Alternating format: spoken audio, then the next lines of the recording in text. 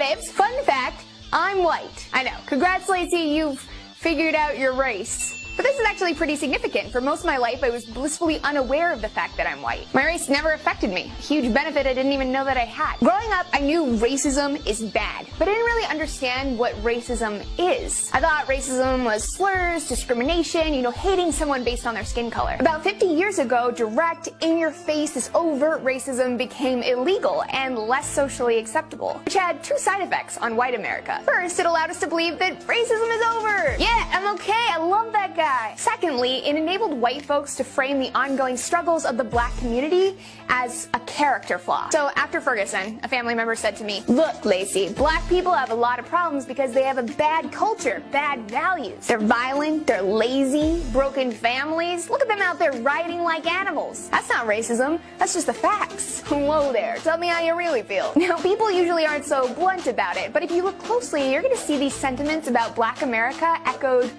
everywhere. So I taught school for 20 years. A lot of people of color who didn't want to work as hard, they wanted it given to them. They don't make a living for themselves. They just drop out of high school.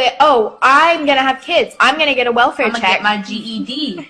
I'll get my GED. I'm gonna go work at McDonald's. Young black men often reject education and gravitate towards the street culture, drugs, hustling, gangs. Nobody forces them to do that. Again, it is a personal decision. The message, to be black, is to be inferior. But that's not the facts, that's just racism. Racism isn't just burning crosses and white hoods. Racism is a seeping system of forces that effectively keep people of color in a permanent second-class status. It's the foundational fabric of our society, woven with values and attitudes, stereotypes, policies, economics, laws. Jim Crow was replaced with a host of shiny new laws that were just as racist, but looked better on the surface. This has made it harder than ever for white America to see the truth. The odds are ever in our favor, and they always have been. Let's take a stroll down memory lane. Stop 1.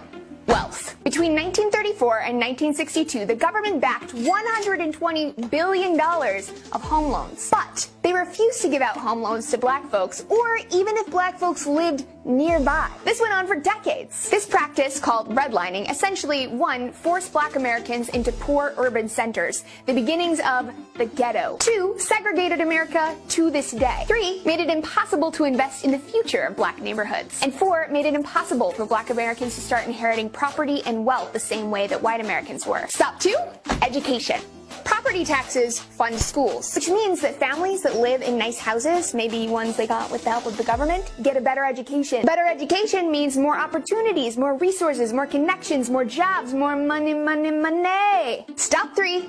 Jobs. The lack of educational opportunities meant that many black folks were relegated to low-wage manual labor. Today, when looking at the same exact resume, employers are 50% more likely to call back a resume labeled with a white-sounding name. Stop 4. Mass incarceration. Shortly after the civil rights movement, prisons became privatized for-profit businesses. Fill those cells, make those dollars, and they did. The prison population shot up from 200,000 to 2.4 million. More than any country in the world. And who filled those cells? People of color. More African American adults are under correctional control today than were enslaved in 1850, a decade before the Civil War began. Black men are now imprisoned at 6 times the rate of white men. So did black men just become 6 times more dangerous? Or of course not. What changed was the laws and sentencing. Sweeping laws were written that specifically targeted black communities. For instance, the sentence for possession of crack was 100 times harsher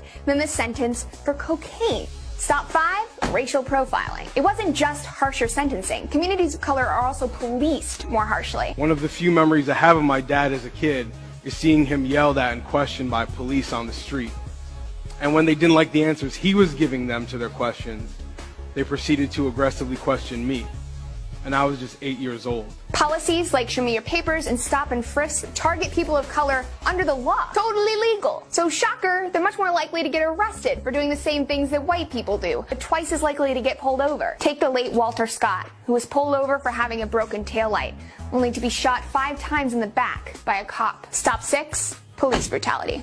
Police brutality is front and center of the race conversation right now. Twice a week in the US, white officers kill black suspects, most of whom are unarmed. And the consequences are minimal, if any. Might even get paid a bunch of money for it. The police themselves admit to widespread usage of excessive force and racial bias. So what does America do? Oh, just give them military supplies, of course. Tanks, protective gear, firepower used in war, all the while wagging a finger at protesters that dare to be outraged by it. Sadly, this is all just the tip of the racism iceberg. We really need to ask ourselves, what's really causing the problems that we're observing in America? What advantages has white America been given, often without even realizing it? The first step in combating racism, and often the hardest step, is acknowledging it. Acknowledging that the system is unfair. Racism is a powerful institution built by 400 years of slavery, 100 years of outright discrimination, 50 plus more years of covert discrimination. A legacy that long in the making doesn't just disappear overnight. America,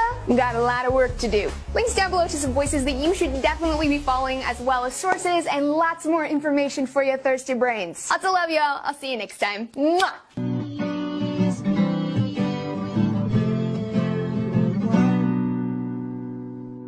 Except your mom.